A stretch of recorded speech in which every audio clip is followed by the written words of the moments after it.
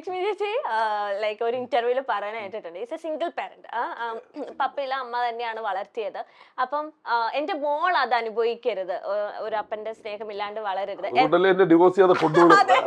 എത്ര വഴക്കൂടിയാൽ എന്തായാലും ഞാൻ ഡിവോഴ്സ് എന്ന് പറഞ്ഞ സാധനം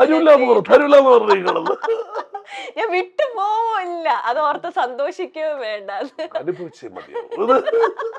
ഒരുപാട് പ്രശ്നങ്ങൾ ഉണ്ടാവില്ല. നമ്മള് രണ്ട് ഇൻഡിവിജ്വൽസ്, രണ്ട് വീട്ടിൽ വളർന്നു വന്ന് നമ്മള് പലരെയും പല ആൾക്കാരുടെ ഇൻഫ്ലുവൻസിലാണ് നമ്മളെല്ലാവരും.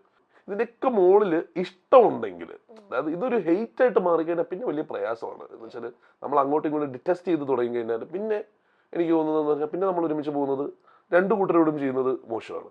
പക്ഷെ ഇതിനൊക്കെ മുകളിൽ ഇഷ്ടമുണ്ട്, നമുക്ക് അത്രയും നല്ല സെലിബ്രേറ്റ് ചെയ്ത മൊമെന്റ്സ് ഉണ്ടെങ്കിൽ, അതാ നമ്മുടെ ഇഷ്ടം എന്ന് പറയുന്നത് അതിലാണല്ലോ. നമ്മൾ ഒരുമിച്ചുണ്ടായിരുന്നുള്ള മൊമെന്റ്സിൽ എങ്ങനെയായിരുന്നു അങ്ങോട്ടും ഇങ്ങോട്ടും എന്നുള്ളതാണല്ലോ നമ്മുടെ അതിനുള്ള ആകെയുള്ള അളവ് പോലെ അതല്ലേ ഉള്ളൂ.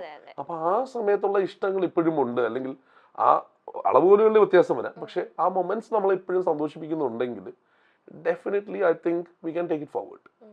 അത് പക്ഷെ അപ്പോഴേ പറ്റൂല എന്ന് പറഞ്ഞ് വിട്ടിട്ട് പോയി കഴിഞ്ഞാൽ വളരെ ഈസിയുമാണല്ലോ. നമുക്ക് ഇതല്ലേ ഈ പറയുന്നില്ലേ, ലൈഫ് കൊണ്ടുപോകുന്നല്ലേ ഏറ്റവും ബുദ്ധിമുട്ട്, മരിക്കാൻ എളുപ്പമുള്ളൂ.